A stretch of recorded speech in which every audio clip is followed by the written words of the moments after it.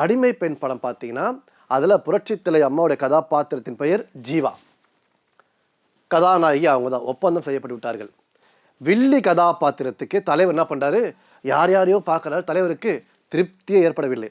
அதன் பிற்பாடு புரட்சித்தலை அம்மா பார்த்து, அம்மு வில்லி கதாபாத்திரத்தில் நீங்கள் தான் நடிக்கப் போகிறீர்கள், ஆகவே அந்த வில்லி கதாபாத்திரத்திற்கு ஏதேனும் நீங்கள் வித்தியாசமாக செய்ய வேண்டும், அந்த கதாபாத்திரத்துக்கு ஏற்றவாறு அப்படின்னு கூற அம்மாவும் ஒப்புக்கொண்டார்கள். அந்த வில்லி ரோலில் பார்த்தீங்கன்னா என்ன பண்ணுவாங்கன்னா, உதட்ட அப்படி வழிச்சு பண்ணுற மாதிரி ஒரு மேனரிசம், ஒரு ஸ்டைல். மறுநாள் பார்த்தீங்கன்னா ஜெய்ப்பூர் அரண்மனையில் ஒரு ஷூட்டிங் காட்சி போகுது. என்னென்னா, அந்த தர்பார் அந்த இடத்துல அந்த பட்டத்து ராணி பவளவல்லி இறங்கி வந்து கதாநாயகனை பார்க்க வேண்டும். இதுதான் காட்சி. டேக் ஓகே அப்படின்றாங்க. காட்சி முடிஞ்சு போய் விடுது. தலைவர் முகத்தில் எந்தவித சலனம் இல்லை. தலைவர் பார்க்குறாரு, அமைதியாக இருக்கார். அம்மா என்ன பண்ணுறாங்க, சரி இங்கே பாருங்கள் இன்னொரு டேக் போகலாம் அப்படின்றாங்க. அந்த காட்சியில் அம்மா இன்னொரு டேக் என்ன பண்ணுறாங்க, அந்த ராணி அப்படி சொல்ல கம்பீரமாக நடந்து வருவாங்க.